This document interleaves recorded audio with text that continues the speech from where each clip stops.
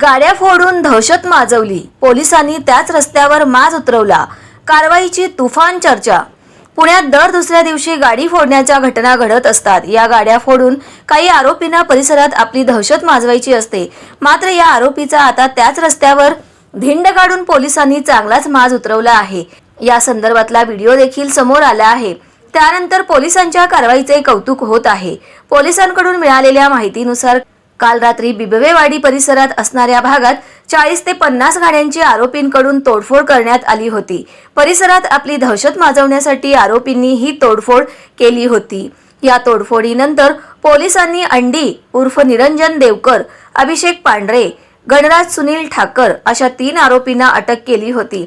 या अटकेनंतर पोलिसांनी त्याच्याच स्टाईलमध्ये आरोपींची दहशत मोडून काढली आहे।